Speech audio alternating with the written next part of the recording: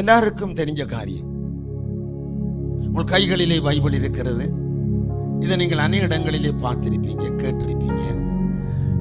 இதுக்குரிய காரியம் எல்லாம் நீங்கள் நிச்சயமா என்னை விட நீங்கள் அறிந்திருக்க முடியும். நீங்கள் தேவனுடைய பிள்ளைகள், அதை நான் மறுக்க முடியாது. என்னை விட வெளிப்பாடுகள் இருக்க முடியும், என்னை விட விளக்கங்கள் இருக்கும், என்னை விட ஜெபம் இருக்கும், என்னை விட தரிசனம் இருக்கும், என்னை விட பலவிதமான காரியங்கள் உங்களிடத்தில் இருக்கும். நீங்களும் நானும் ஒரே ஏசப்பாட பிள்ளைகளா இருக்கிற அப்படின்னாலும் உங்களுக்கு சொல்லுகிறோம். ஆகவே இந்த காரியத்தை நாங்கள் பார்க்கிறோம். இஸ்ராயல் மக்கள் கானானிலிருந்து அழைக்கப்பட்டு வந்து கொண்டிருக்கின்ற பொழுது அங்கே ஆபிரகாமுக்கும் கொடுக்கப்பட்டது. பிறகு மோசேசிடத்திலே வாக்குத்தத்தம் கொடுக்கின்றார். பாலும் தேனும் ஓடுகின்ற ஒரு நல்லொரு இடத்தை, நாட்டை கையளிக்கின்றார். அதைத்தான் நீங்க பார்க்க போகின்றோம். இதை நாங்கள் பார்த்தோம் என்றால் வாக்குத்தத்த நாடு இங்கே சொல்லப்பட்டது. நாங்கள் ஒரு வசனத்தை வாசிக்க போகிறோம். எண்ணாகம புஸ்தகம் 10ஆம் அதிகாரம் 29வது வசனம். எல்லாரும் ஒருவர் வாசிக்கிறேன். எல்லாரும் வேதத்தை பாருங்க, அது இருக்குதான்.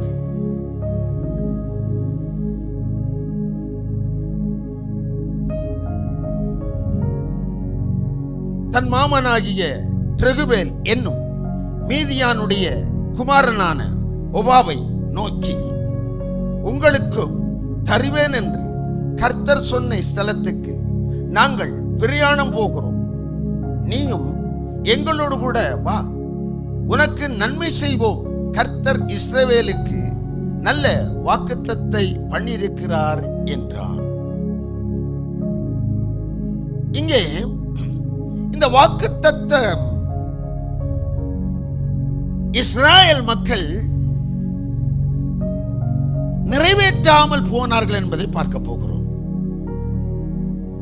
அடுத்தது வாக்குத்தத்தம் பண்ணப்பட்ட ராஜ்யம் கானான் தேசத்தை சுதந்திரித்துக் கொள்ளாமல் போனார் என்பதை பார்க்க போகிறோம். வாக்குத்தத்தத்தை என்ன செய்யாமல் போனார்கள்? சொல்லுங்கப்பா, சொல்லுங்கம்மா. நிறைவேற்றாமல் போனார்கள். இதுல நீங்கள் முடிவெடலாம், நானும் முடிவெடலாம். இது அப்படித்தான் நாங்கள் பேசுவோம். அதை நீங்க வார்த்தையோடு ஒப்பிட்டு பார்க்க வேண்டும். அடுத்தது என்ன செய்ய போனார்கள்? தேவனுடைய அனுமதி கொடுக்கப்பட்ட கானான் ராஜ்யத்தை என்ன செய்ய போனார்கள்? சுதந்திரிக்காமல் போனார்கள். இது எதனாலே சுதந்திரிக்காமல் போனார்கள் என்பதை குறித்து உங்களுக்கு சில வசனங்களை தந்து நாங்கள் சில ஆசீர்வாதத்தோடு கூட நாங்கள் தேவனுடைய ஆராதனை முடிக்க வாஞ்சிக்கிறோம். எண்ணாகம புஸ்தகம் 13வது அதிகாரம் 21ஆம் வசனம். வாசிக்க மாட்டாங்க. வாசிங்க.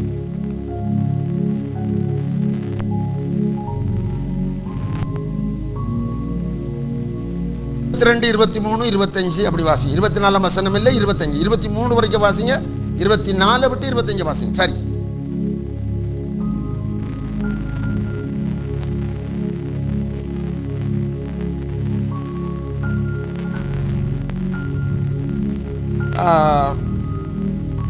எத்தனை பேர் வாசிங்க? 28ஆம் வசனம்,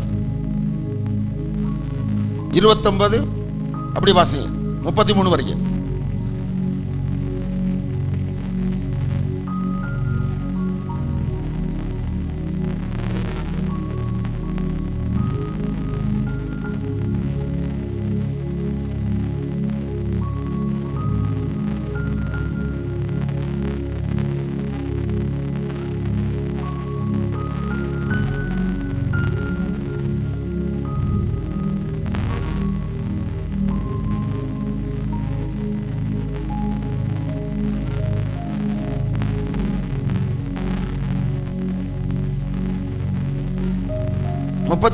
நீங்க வாசிக்கிற இடையில காலேப்புட வசனத்தை வாசிப்பீங்க.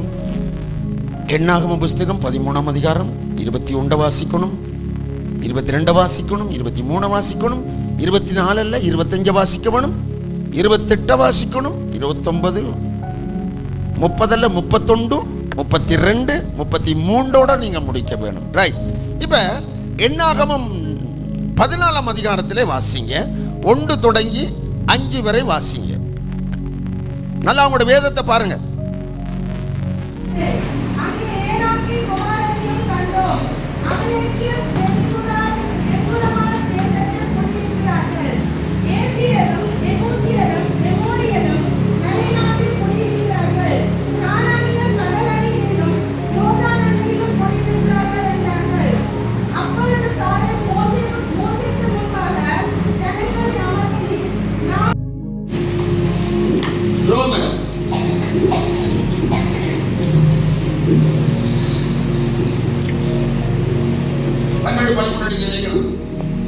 இல்லையா?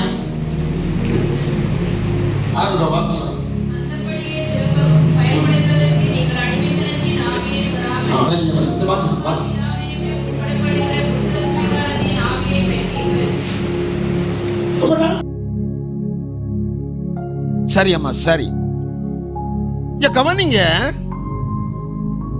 என்னவென்றால் இந்த 12 பேர் நல்லா கொஞ்சம் கவனிக்கணும். நீங்க அங்கெல்லாம் பார்க்காதீங்க, கொஞ்சம் நேரம், இது கொஞ்சம் நேரம் கொஞ்சம் கவனிங்க. நாங்கள் இஸ்ரவேல் மக்கள், யெகோவா தேவனுடைய பிள்ளைகள், யாவே தேவனுடைய பிள்ளைகள். நம்முடைய அப்பா இப்பொழுது நம்மளை நடத்தி கொண்டு வருகிறார். நாங்கள் இஸ்ரவேல் மக்கள் உலக பிரகாரமான கானான் தேசத்துக்கு போவதற்கு அவர்கள் வாக்குத்தத்தம் பெற்றார்கள். அப்படியே ஒருமனமாய் வந்து கொண்டிருக்கிறார்கள். 6 லட்சம் புருஷர்கள், 20-18 வயதுக்கு மேற்பட்டவர்கள். நல்லா யோசிக்கணும், 18 வயதுக்கு மேற்பட்டவர்கள், புறஜாதியாரை தவிர்த்து இவர்கள் எல்லாரும் அங்கே புறப்பட்டு கொண்டிருக்கின்றார்கள். ஒருமனத்தோடு கூட போய்கொண்டிருக்கிறார்கள், ஒற்றுமையோடு கூட காணப்படுகிறார்கள், ஐக்கியத்தோடு கூட காணப்படுகிறார்கள். ஒரு தரிசனத்துக்கு கீழே அவர்கள் போய்கொண்டிருக்கிறார்கள். இப்படி போய்கொண்டிருக்கிற நேரம், இந்த கட்டளை நிறைவேற்றப்படுகின்ற நேரம் வருகிற பொழுது மோசேஸ் இஸ்ரவேல் மக்களை அங்கே ஜனங்களை கூப்பிட்டு, ஒவ்வொரு கோத்திரத்தில் இருந்து ஒவ்வொருவர் நீங்கள் முன்னுக்கு வர வேண்டும், ஒவ்வொருவரும் போய் நாங்கள் சுதந்திரித்துக் கொள்ள போகின்ற அந்த ராஜ்யம், உலக ராஜ்யத்தின் அந்த ஆசீர்வாதமான நாட்டை நீங்கள் வேவு பார்க்க வேண்டும். அதை நீங்கள் பார்த்து வந்த இடத்திலே தெளிவாக சொல்ல வேண்டும் என்று அவர்களை வாக்குத்தத்தம் பண்ணப்பட்ட அந்த நாட்டை பார்க்கும்படி அனுப்புகிறார். அவர்கள் போகிற நேரம் இந்த 2 பிரிவு உண்டாக்கப்படுகிறது. அவர்கள் புறப்படுகிற நேரம் 2 பிரிவு காணப்படுகிறது. 10 பேர் ஒரு பிரிவாகவும் 2 பேர் ஒரு பிரிவாகவும் காணப்படுகிறார்கள். இந்த 2 பேரும் தேவனுடைய வாக்குத்தத்தத்தை நாமல் என்ன செய்ய வேண்டும்? நிறைவேற்ற வேண்டும். தேவன் அப்படி எண்ணங்களோடு கூட அவர்கள் கடந்து செல்லுகிறார்கள். இந்த 10 பேரும் என்ன செய்கிறார் என்று சொன்னால், சுத்தி பார்க்கின்ற நேரத்திலே அவர்களுக்குள்ளே அந்த ராஜ்யத்துக்குள்ளே காணப்படுகின்றதை குறித்து அவர்கள் கலக்கமடைந்தார்கள். நாமளும் இந்த ராஜ்யத்திலே பிரவேசித்துக் கொண்டிருக்கிறோம். 1000 காலம் ஆட்சி ராஜ்யத்தை சுதந்திரித்துக் கொள்வதற்காக, ஆவிக்குரிய கானான் ராஜ்யத்தை நாங்கள் சுதந்திரித்துக் கொள்வதற்காக நாங்கள் இப்பொழுது ஒருமனமாக ஒற்றுமையாக வாக்குத்தத்தத்தை பிடித்து நாமல் சுதந்திரித்துக் கொள்வதற்காய் நாங்கள் இப்பொழுது ஈடுபட்டுக் கொண்டிருக்கின்றோம். அங்கே அவர்கள் பார்த்த பொழுது அவர்களுக்குள்ளே பயம் வர ஆரம்பித்தது. அங்கே பயம் வர ஆரம்பித்தபடினாலே அவர்கள் என்ன செய்ய ஆரம்பித்தார்கள்? அவர்கள் அவிசுவாசத்துக்குள்ளே கொண்டு போகக்கூடிய நிலைமை காணப்பட்டது. கவனிங்க, ராஜ்யத்துக்குள்ளே ஒருவர் போகாதபடி இருக்கிறது என்றால் பயத்தினாவி இருக்கிறவர் போக மாட்டார். அடுத்தது சந்தேகம், அதாவது அவிசுவாசம் காணப்படுகிறவர் கூட 1000 காலம் ஆட்சிக்குள்ளே போக முடியாது. இதைத்தான் நாங்கள் இங்கே பார்க்கிறோம். ஏனென்றால் இங்கே பார்க்கின்ற நேரம் இந்த 10 சகோதரர்களும் இந்த காரியத்தை இவர்கள் இந்த பயத்தினாவிலே பிடிபட காரணம் என்ன? இவர்களுக்குள்ளே அவிவிசுவாசம் என்ற அந்த எழுத்தாணி மெதுவாகவோ வல்லமையாகவோ இறங்க காரணம் என்ன? கொஞ்சம் பாருங்க. பயம் என்பது மனிதனில் இருந்து வரும் ஒரு சுபாவம். கவனிங்க, பயம் என்பது மனிதனுடைய சரீரத்தில் இருந்து வருகிற ஒரு சுபாவம். அது நம் அனுபவங்கள் மற்றும் நம் கருத்துக்கள் மற்றும் நம்ம எண்ணங்கள் போன்றவற்றால் உருவாகிற ஒரு உபதேசமா இருக்கிறது. அப்படிதான் சொல்லணும். இவர்கள் 10 பேரும் தேவனுடைய வாக்குத்தத்த உறுதியை மனதில் கொள்ளாமல் மனித நியத்தின் அடிப்படையில் பயந்தார்கள். ஆதலால் நம்பிக்கை இழந்து விட்டார்கள்.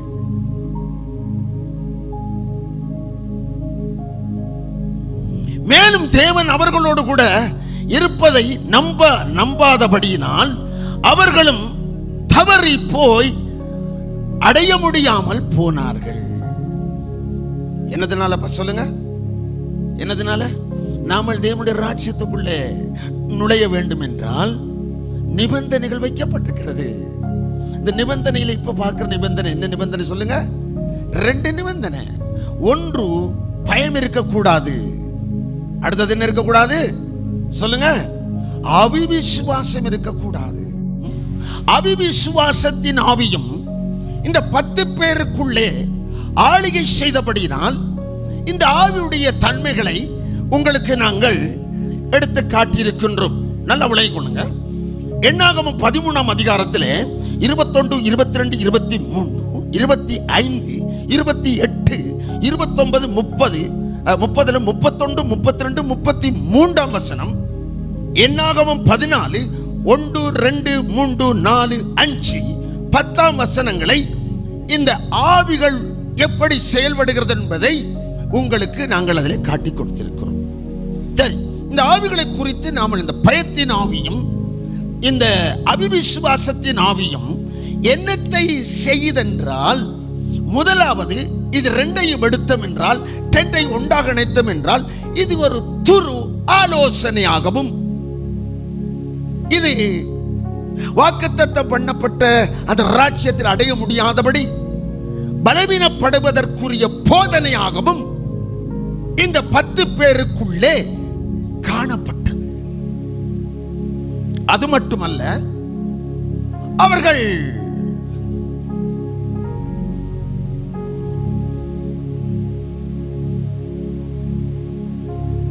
செய்தியை கவனமா கேளுங்க.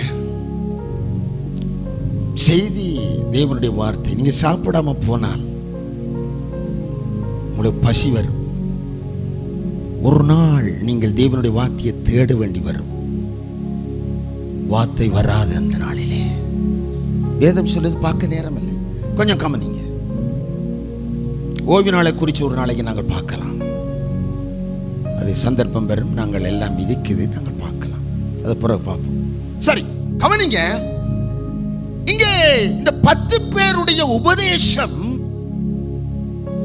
6 லட்சம் புருஷர்களுக்குள்ளே பேசப்பட்ட பொழுது, அதாவது மோசே, ஆரோன், யோசுவா, காலேப் இந்த 4 பேரையும் விட்டு மற்ற அத்தனை பேரையும் இந்த பிழையான உபதேசம் காதுகளினால் கேட்கப்பட்டபடினால், இருதயங்களிலே பதிக்கப்பட்டபடினால் அவர்கள் அதுக்கு உருவமாக மாற்றப்பட்டார்கள். எதற்கு சொல்லுங்க? எதற்கப்பா மாற்றப்பட்டார்கள்? உருவமாக. பிழையான துரு ஆலோசனைக்கு உருவமாக மாற்றப்பட்டார்கள். மாற்றப்பட்ட பிற்பாடு குணாதிசயம் மாற்றப்பட்டது, முகம் வேறுபட்டது, நன்றி இல்லாதவர்களாய் மறந்து போக செய்தது. யாரை? இஸ்ராயல் மக்களை அந்த வனாந்தர பாதையிலே மோசேஸ் 3ஆம் அதிகாரத்தில் தரிசனமாகி அவர் முச்சடியில தரிசனமாகின தேவன், அந்த தரிசனத்தை பெற்ற தேவன் மோசேஸ் மக்களை நடத்த வேண்டும் என்று முன்வந்தவர். அவர் பாடுகள் வேதனைகள் மத்தியிலே கடந்து சென்று வந்த பொழுது அவரையும் மறந்து போனார்கள். விசுவாசம், பயம், குணாதிசயத்தை கவனிங்க. நம்ம இடத்துல இருக்கக்கூடாது. சரி, அப்படி வருகிற பொழுது பாருங்க, இந்த 4 பேரையும் தவிர்த்து அவர்கள் எல்லாருக்குள்ளையும் போனபடினாலே 10ஆம் வசனம் வாசிக்கப்பட்டது. காலேபுக்கும் யோசுவாவுக்கும் கல்லறிவதற்காக தீர்மானம் எடுக்க வைத்தது. கொஞ்சம் விளங்கிக் கொள்ளுங்க. சண்டை பிடிக்க வைத்தது. அந்த ஆவியை நாங்க பார்த்தோம் என்றால், சண்டை பிடிப்பதற்கு கொலை செய்ய வேண்டும். ஒரு தற்கொலையின் ஆவி அல்ல, கொலவெறியின் ஆவியாக அது காணப்படலாம்.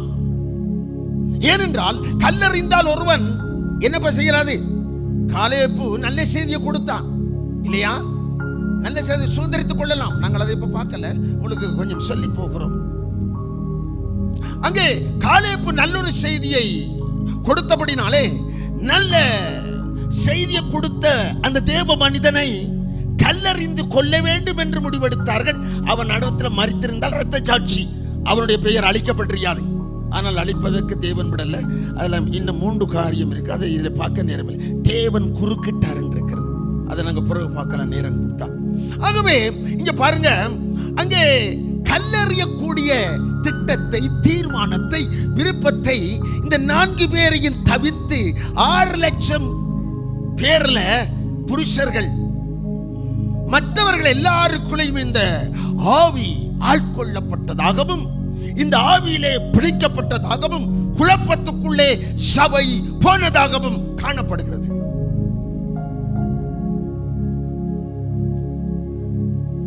யாரெல்லாம் சண்டை பிடிக்கிறாங்களோ காரணம் இல்லாம, பயத்தின் ஆவியும் அவிவிசுவாசத்தின் ஆவியும் அவர்களுக்குள்ள இருக்கிறபடினால்தான் கலக்கம் உண்டாகுது. சும்மா லேசில சண்டை பிடிக்கிறாங்க நீங்க நினைக்க கூடாது. சண்டை பிடிக்கிறது நீதி நியாயமான முறையில் நாங்கள் அதை கேட்கிறது தவறல்ல.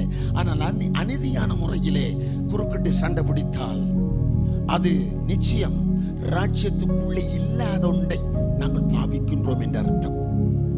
சரி, கவனிங்க. இவர்கள் என்ன செய்கிறார்கள்?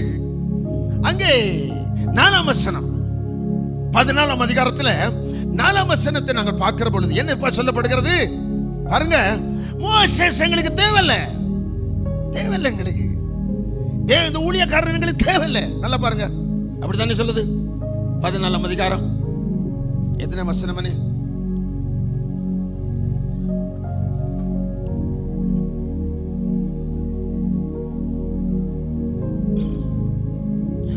பின்பு அவர்கள் நாம் ஒரு தலைவனை ஏற்படுத்திக் கொண்டுவோம்.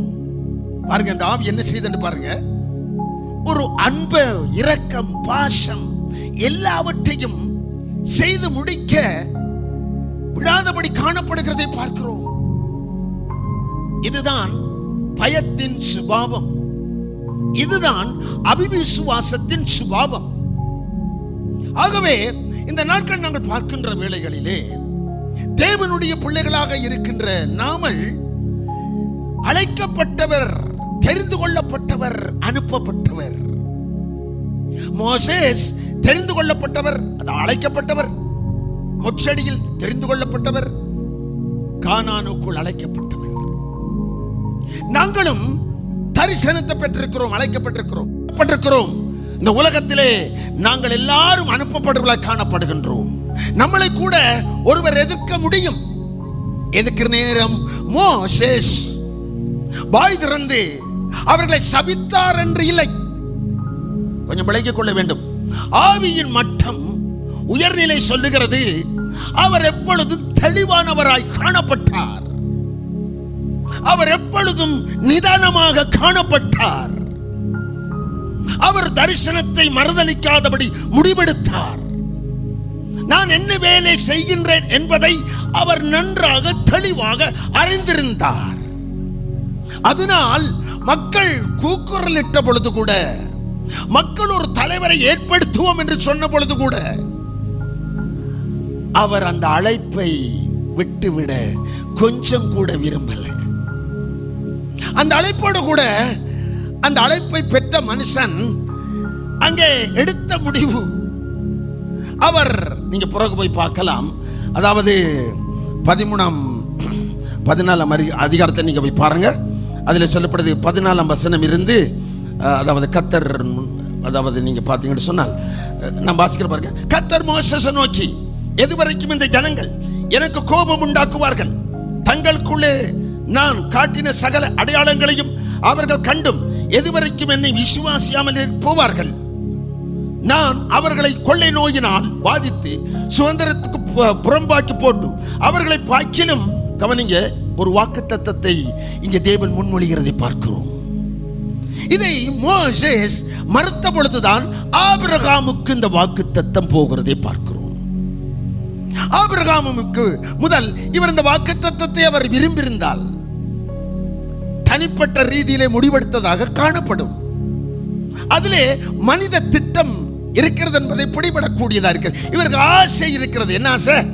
பதவி ஆசை இருக்கிறது, கோத்திர ஆசை இருக்கிறது என்று மற்ற பின் சந்ததிகள் கூட அங்கே சொல்லக்கூடிய விதத்திலே காணப்படும் என்பதை தெளிவான தலைவர் எடுத்த முடிவு. இல்லை, அது எனக்கு வேண்டாம், நான் உம்மிடத்தில் பரிந்து பேசுகிறேன். என்னுடைய ஜனங்கள் எப்படிப்பட்டவர்கள் தெரியும். அவர் சொல்கிறார் பாருங்க, ஆகையால் கர்த்தர் நீடிய சாந்தமும் மிகுந்த கிருபையும் உள்ளவர் என்றும் அக்கிரமத்தையும் மீறுதலையும் மன்னிக்கிறவர் என்றும் குற்றமற்றவனாக விடாமல் பிதாக்கள் செய்த அக்கிரமத்தை பிள்ளைகளிடத்திலும் 3ஆம் தலைமுறையிலும் விசாரிக்கிறார் என்று சொல்லி இருக்கிறபடி என் ஆண்டவனுடைய வல்லமையின் பெரிதாக விளங்குவதாக உமது கிருபையினுடைய மகத்துவத்தின்படியே எகிப்தை விட்டு முதல் இந்நாள் வரை இந்த ஜனங்களுக்கு மன்னித்து வந்தபடியையும் இந்த ஜனங்கள் அக்கிரமத்தை மன்னித்தருளும் என்றான்.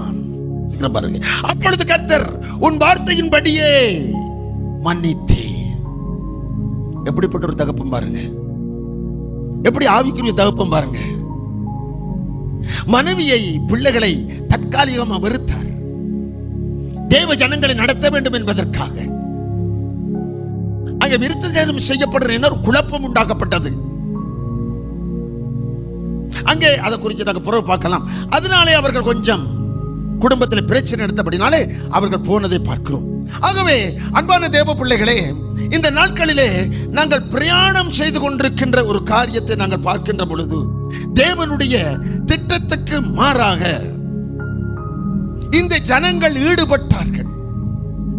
தேவனுடைய சித்தத்துக்கு மாறாக இந்த ஜனங்கள் ஈடுபட்டார்கள். இல்லையா? பாருங்க, அதான் நான் சொன்னேன், ஒரு தலைமையை நாங்கள் ஏற்படுத்துவோமே, இது எப்படியான முடிவு பாருங்க. நாமளும் ஒரு மனிதன் உங்களுக்கு நன்மை செய்திருக்கிற நேரம் சொற்ப நேரத்தில் மறந்து போகிறதை காட்டுகிறது. உங்களுக்கு திருமணம் சம்பந்தப்பட்ட விஷயங்களிலே, பிறந்த நாள் மற்றும் வீடுகள் சம்பந்தப்பட்ட விஷயம், நாங்கள் பிறந்து வளர்ந்து நாங்கள் நல்லொரு, அதாவது தொழில் செய்கிற சகோதரனா வருகின்ற நேரம், தொழில் செய்து கொண்டிருக்கிற நேரத்தில் கூட நமக்கு பல பேர் பல நன்மைகளை செய்வார்கள். நன்றி இல்லாதவர்களாய் போகிறார்கள். அதே நிலைமைதான் இங்கே இஸ்ராயல் மக்களுக்கு 40 நாள் பாஸ்டிங், இல்லையா? 40 நாள் பாஸ்டிங் ஜனங்களை நடத்துவதற்கு, அங்கே தேவன் அவரை தெரிந்து கொண்ட நோக்கத்தை நிறைவேற்றுவதற்கு அவர் அங்கே அர்ப்பணிக்கப்பட்டார். அதான் வேதம் சொல்லுகிறது, கலப்பையில் கை வைத்தவன் மனைவியா இருக்கலாம், பிள்ளையா இருக்கலாம், வீடா இருக்கலாம், சொத்தா இருக்கலாம், பல அந்தஸ்துகளா இருக்கலாம், பின்னிட்டு பார்க்க கூடாது. இது முதலாவது காரியத்தை நாங்கள் உங்களுக்கு பார்க்கிறோம். இன்னும் 3 காரியம் 3 கிழமை நாங்கள் பார்க்க இருக்கிறோம். இது முதலாவது காரியம் நாங்கள் கொண்டு வருகிற கவனிங்க. இங்கே 13ஆம் அதிகாரம் 27ஆம் வசனம் என்ன சொல்லப்படுது?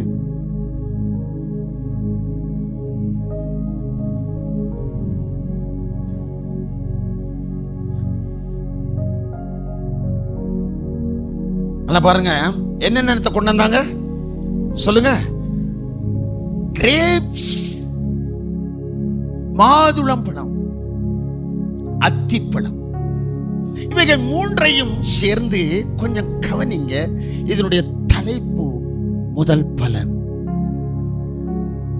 இந்த நாட்டுக்குள்ளே சுதந்திரித்துக் கொள்ள போகின்ற காலங்களிலே முதல் பலனானதை தேவனுக்கும் தேவ ஊழியர்களுக்கும் காண்பிக்க வந்தார்கள். நீங்க பிறகு அந்த அதிகாரத்தில் பாருங்க, கையிலே அடையாளமாக அவர்கள் வைத்திருந்தார்கள். யாரப்பா சொல்லுங்க, யாரப்பா வச்சிருந்தாங்க? காலேபும் யோசுவாவும் அங்கே முதல் பலனான அடையாளத்தை கையிலே வச்சிருந்ததை அந்த லட்சக்கணக்கான மக்கள் அவர்கள் பார்த்தார்கள்.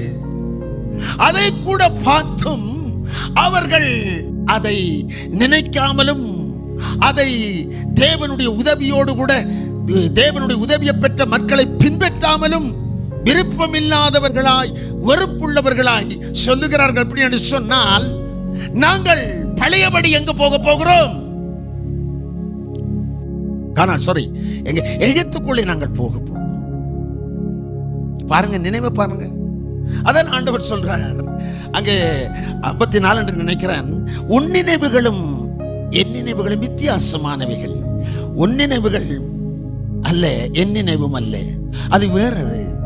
மனிதனுடைய நிலைமையை காண்பிக்கிறதை பார்க்கிறோம்.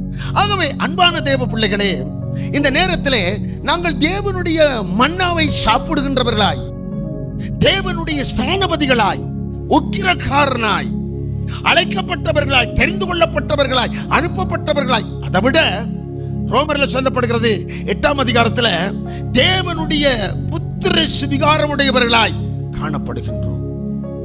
இப்படித்தானே ஒரு வாசிங்க. ஒரு தரம் எத்தனை வசனம் அது? 8ஆம் அதிகாரத்துல ரோமர். ஒரு தரம் டக்குன்னு வாசிங்க. தெரியுமா? எடுப்பீங்களா? ரோமர்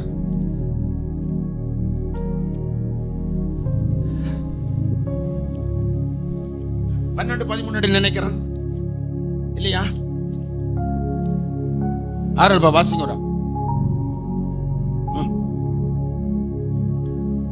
15ஆம் வசனம் வாசிமா, வாசி.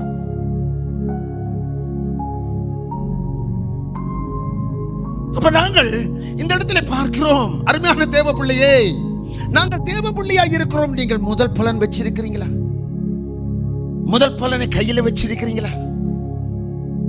மற்றவர்கள் நீங்கள் வச்சிருக்கிற முதல் பலனை பார்க்கிறார்களா? அது 3ஐயும் நாங்கள் வருகிற காலம் முதல் பலனை குறித்து நாங்கள் 3ஆம் கிழமை பார்க்கலாம், 5ஆம் கிழமை பார்க்கலாம், முதல் கிழமை நாங்கள் இதை பார்க்கலாம், முதல் பலனானது. இப்ப நாங்கள் பார்க்கிற காரியத்தை நல்லா யோசிங்க. நாங்கள் எல்லாரும் தேவனுடைய வார்த்தைக்குள்ளே இருக்கிறோம் என்றால் நாமல் எப்படிப்பட்டவர்களாக இந்த உலகத்தை நடந்து கொள்ள வேண்டும்? சொல்லுங்க, எப்படி நடக்க வேண்டும்? அநீதியானதுக்கு நாங்கள் சம்மதிக்க கூடாது. நீதியானதுக்கு நாங்கள் எப்பொழுதும் விருப்பமுடையவர்களாய், அதை நிறைவேற்றுகிறவர்களாய் காணப்பட வேண்டும். பாருங்க, கல்லறிகின்ற நேரம் காலேப்பு மறுதலிக்கல, பாடுகள். மோசேஸ் வாங்க, இவர் முன்னுக்கு வருகிற ஒருவர் டக்குன்னு எடுப்போம். இவர் மோசேஸ், இவர் முன்னுக்கு வருகிற மோசேஸ். சரி, கொஞ்சம் இப்படி வாங்க. இவர் நீங்க வாங்க. இவர் ஒரு தலைவராக இருக்கிறது உண்மை. 6 லட்சம் மக்களை நடத்தி கொண்டிருக்கிற நேரம் இவர் ஊடாக பல நன்மைகளை பெற்றார்கள் இஸ்ராயல் மக்கள். அப்படி இருக்கிற நேரம் 4ஆம் வசனத்தில் பார்க்கிறோம், இல்ல நீங்க போகலாம். எப்படி இருக்க முடிவு? எப்படி இருக்க தீர்மானம்? எப்படி உங்க மனநிலை இருக்குது? அன்பு இருக்குதா? கனி இருக்குதா? நல்லா யோசிங்கப்பா. இந்த தலைவர் சரி நல்லா யோசிக்கணும். தெரிந்தெடுக்கிற தலைவரை பாருங்க. தரிசனம் இல்லாதவர், தெரிந்து கொள்ளப்படாதவர், அழைக்கப்படாதவர், இஸ்ராயல் மக்களை அனுப்புவதற்கு அங்கே அனுப்பப்படாதவர். இப்படிப்பட்ட ஒரு ஆளை எங்க தெரிந்து கொள்ளுகிறார்கள்? எதற்காக தெரிந்து கொள்ளுகிறார்கள் என்றால், பாலும் தேனும் ஓடுகின்ற வாக்குத்தத்தம் உள்ள நாட்டுக்கு போகாமல் தங்கள் அடிமைத்தன வீடாகிய எகிப்துக்கு போக வேண்டும் என்று எகிப்தின் ஆசபாசம் உள்ள ஒரு தலைவரை தெரிந்தெடுத்துக் கொள்ளுகிறார்கள். இதே மாதிரி தான் ரெண்டு முடிவு. தெளிவான தன்மை ஒரு தலைவராகவும், தெளிவில்லாதது முடிவு ஒரு தலைவராகவும் ரெண்டு பேர் நமக்குள்ள இருக்கலாம். இஸ்ராயல் மக்களுக்குள்ள இருந்ததான தெளிவு வருகிறது. நமக்குள்ள இந்த தெளிவு இல்லாமல் போகலாமா? நாமல் ஒருவரை நீதி நியாயமானவரை தள்ளிவிட்டு நீதி நியாயம் இல்லாத ஒரு பாவத்தில் சம்பந்தப்பட்ட பின் மாற்றம் அடையக்கூடிய ஒருவரை நாங்கள் தெரிந்தெடுக்கங்களால் முடியும். அதுதான் சுபாவம். இந்த இஸ்ராயல் மக்களுடைய சுபாவம், எகிப்தின் சுபாவம் அவர்களை கானானுக்குள் போக விடாமல் விட்டது. நல்ல கவனிங்க. நாங்களும் பாலும் தேனும் ஓடுகின்ற நாட்டை விட, ஆனால் கானான் தேசத்திலே தேவன் இல்லை. சாரி, பார்த்து இருக்குது, விளைய கொள்ளுங்க. மாமிச பிரகாரமான கிறிஸ்து அங்கே கானான் ராஜ்யத்தில் இல்லை.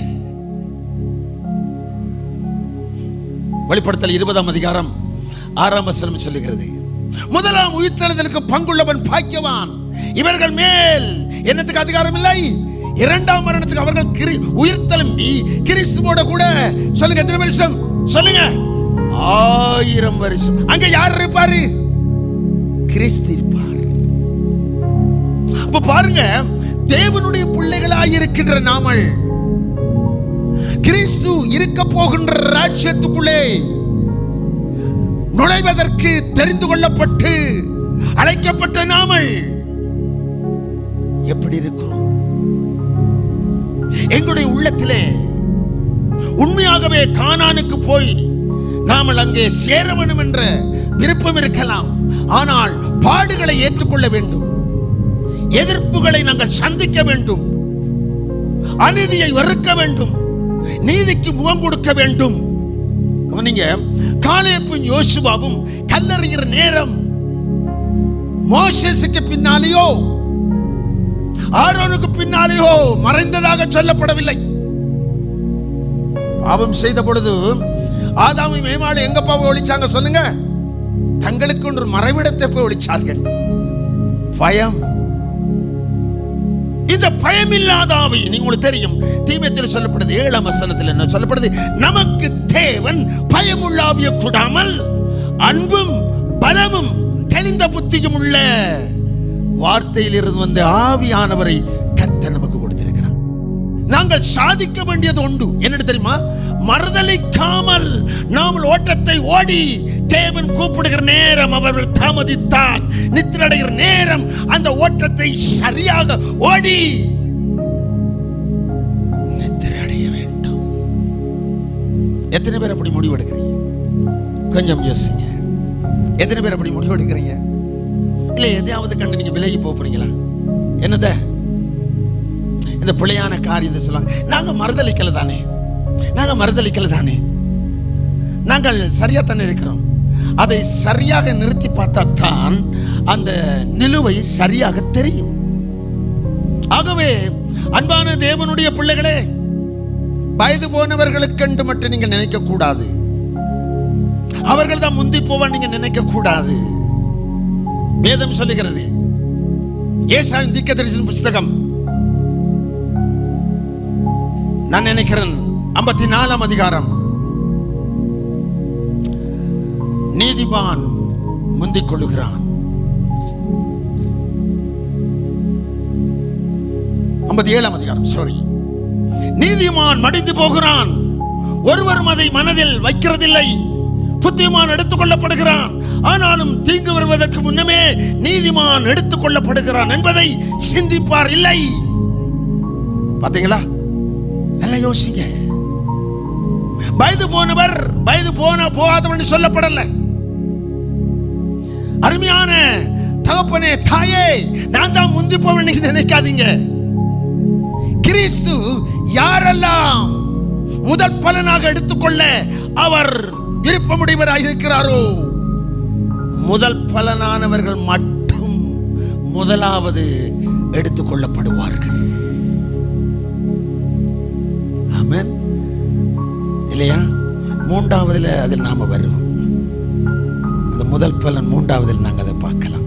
இப்ப நாங்க பார்க்கிற காரியம், அன்பான தேவனுடைய பிள்ளைகளே, நீங்கள் தேவனுக்குள்ளே காணப்படுகிறவர்கள், தேவனுடைய பார்வையில் காணப்படுகிறவர்கள். நாங்கள் எப்படி வாழ்கிறோம்? மாமிசத்தில் முடிவெடுத்து கல்லை எடுக்க விரும்புகிறோமா? இல்லை என்றால் 10 பேர் மாமிசத்தில் செயல்பட்டபடினாலே அவருடைய முடிவை கேட்டு நாங்கள் பின்வாங்க யோசிக்கிறோமா? ஆனால் அவர்கள் ஒருவர் கூட கானானுக்குள் போனதாக இல்லை. 12 கோத்திரத்தில் 9.5 கோத்திரம் மட்டும் போனார்கள் என்று சொல்லப்படுகிறது. 2.5 கோத்திரம் ரூபம் கோத்திரம் அங்கே ஆடுகள் இடையர்கள் விரும்பி கேட்டாங்க. நாங்கள் அங்கே ஆடுகளை மேய்க்கிறபடினால நாங்கள் இங்கே தண்ணீர் பக்கத்திலேக்கு நாங்கள் வெளியே நிற்கிறோம். 2.5 கோத்திரம் வெளியே, 9.5 கோத்திரம் இளம் சந்ததி கானானுக்குள் போனதை பார்க்கிறோம். அன்பான தேவ பிள்ளைகளே, நாங்கள் ஓடுகின்ற இந்த ஓட்டம், இந்த சிந்தனை கர்த்தருக்குள்ளேயே வளர்த்து கொள்ள பாருங்க. முதலாவது சொல்லுகிற காரியம், சாட்சியாய் வாழுங்க, நீதியாய் வாழுங்க, உண்மையாய் வாழுங்க, பரிசுத்தமாய் வாழுங்க, தேவனோடு இணைந்து ஓடுங்க. மரித்தாலும் பிழைப்பா. ஆமென். அப்ப நாங்கள் பாடுகள் மத்தியிலே, வேதனைகள் மத்தியிலே, உபத்திரவத்தின் மத்தியிலே நாங்கள் பிரயாணம் செய்து கொண்டிருக்கின்றோம். கணவனால பாடு வரும், மாமாவா மாமியால மனைவியால எல்லாராலும் பிரச்சனை வரும். ஏனென்றால் நாங்கள் ஒரு பயணத்தை ஆரம்பித்திருக்கிறோம். அது என்ன பயணம்?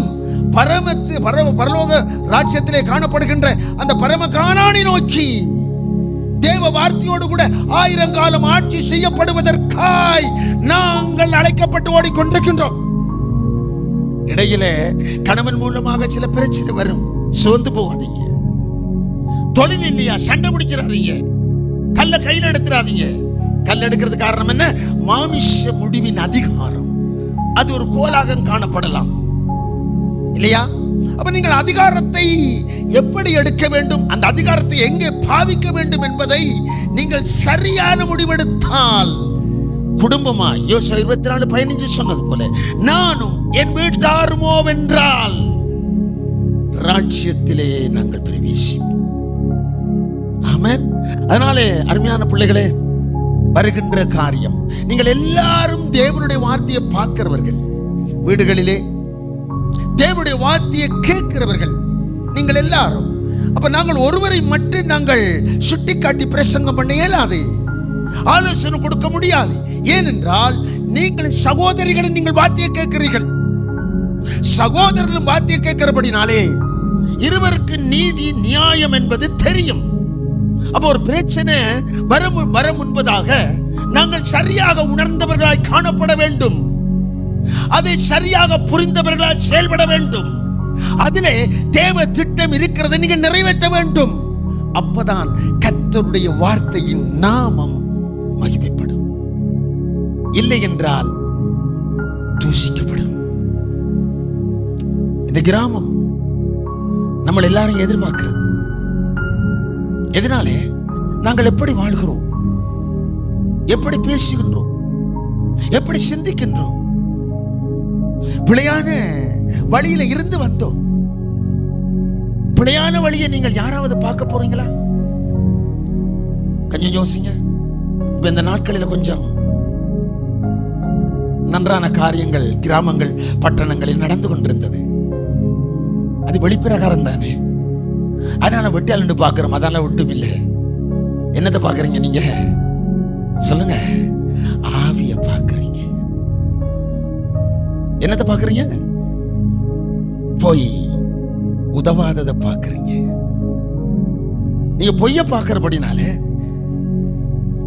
நமக்குள்ளே வருவது அசுத்தம், உணர்ச்சி, நல்ல சிந்தை எரியாது, கெட்ட சிந்தை.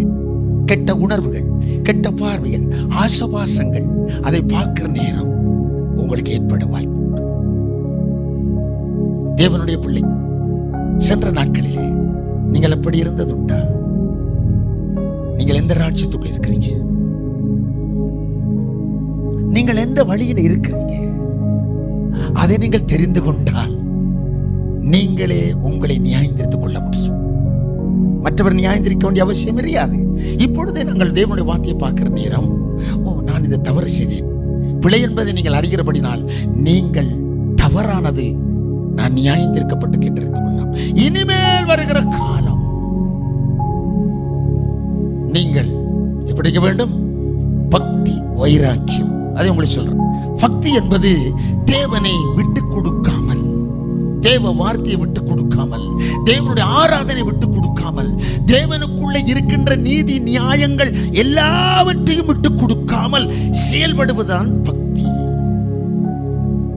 வைராக்கியம் என்பது தெரியுமா?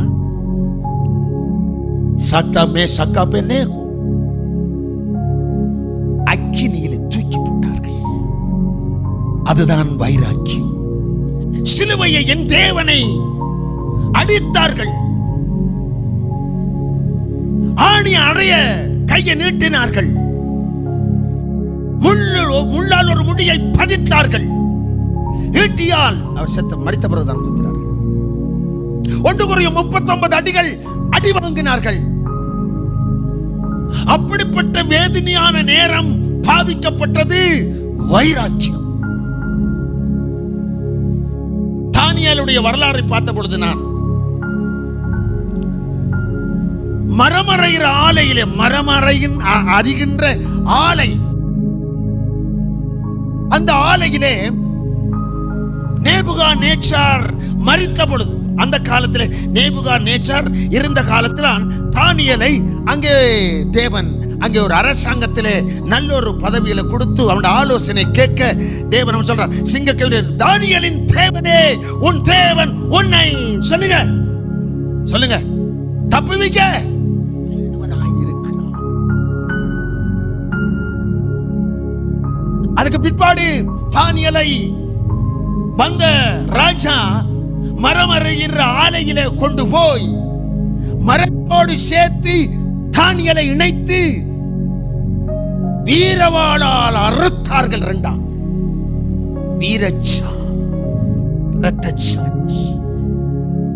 கவனிங்க, 12 அப்போஸ்தலர்கள் தலைகளாகவும் இல்லை எச் வடிவமோ இல்லை ஜூ வடிவமோ எப்படியெல்லாம் வச்சு அவளை வளைத்து அவளை நிமித்தி 12 அப்போஸ்தலர்கள், அதோட கூட பவுல் அவர் கூட எடுத்துக்கொள்ளப்படும் சிறைச்சேதம் பண்ணப்பட்டார். அவர் கூட வைராக்கியத்தை அந்த நேரம் பாவிச்சார். வைராக்கியம். நாங்கள் எப்படி போகிறோம்? பக்தியோட போகிறோமா, இல்ல பக்தியை மட்டும் வச்சிருக்கிறோமா, இல்ல 2ஐயும் சேர்ந்து வச்சிருக்கிறோமா? ஒரு காரியம் வருகிற நேரம் முகம் கொடுக்க வேண்டாம். முகம் கொடுப்பதுதான் வைராக்கியம். அதிலே சரியாக செயல்பட்டு சரியாக நீதி நியாயத்தை நிலைநிறுத்தி நாங்கள் வெளியே வருவதுதான் பக்தியும் வைராக்கியமும் சேர்ந்து நடத்துகிறதா இருக்கிறது. ஆமென். கண்களை மூடி பார்ப்போம். என் அன்பான தேவ பிள்ளைகளே, நாங்கள் இதுவரை தேவனால் நடத்தப்பட்டுக் கொண்டிருக்கின்றோம். நாங்கள் பாடுகளோடு கூட, வேதனையோடு கூட, துக்கத்தோடு கூட, பல பிரச்சனையோடு கூட ஓடிக்கொண்டிருக்கின்றோம். மாமிசத்திலே முடிவெடுக்காதபடி கர்த்தருக்குள்ளே முடிவெடுத்து நாங்கள் பொறுமையாய் ஓட்டத்தை ஓடி எங்களுக்காக வைக்கப்பட்டிருக்கின்ற அழியாத ஒரு கிரீடம் நமக்கு கொடுக்கப்பட இருக்கின்றது.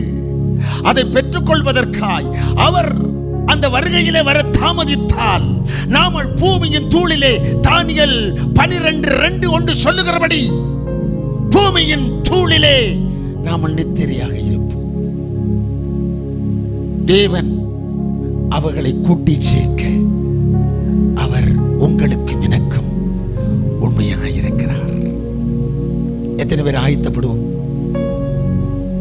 பழசெல்லாம் மறைச்சுடுங்க. 17ஆம் வசனத்தின்படி 5:17 கொரிந்தியரில் சொல்லுது, பழசெல்லாம் தூக்கிறீங்க, புதிய மனுஷனை தரித்துக் கொள்ளுங்கள். கர்த்தர் உங்களோடு கூட இருக்கிறதை நம்புங்கள். 2 பேர் நம்பினது போல நீங்களும் நம்புங்கள். உங்கள் குடும்பத்திலே அவர் இருக்கிறார், உங்கள் தொழிலிலே அவர் இருக்கிறார், உங்களுடைய பிரயாணங்கள் பகல் வேளையிலே ஒரு பிரயாணத்தில் அவர் இருக்கிறார். அப்படி நம்பாமல் நீங்கள் போய் 10 பேரை போல ஒருவராய் நீங்கள் காணப்படுவீர்கள். ஆனால் ராஜ்யத்தை காணலாம், அறியலாம், போகலாது. ஆமென். எல்லாரும் நாங்கள் சந்தோஷமா ஜெபம் பண்ணுவோமா? அன்பின் மேசைக்குள்ளே கடந்து செல்கிற நேரம்.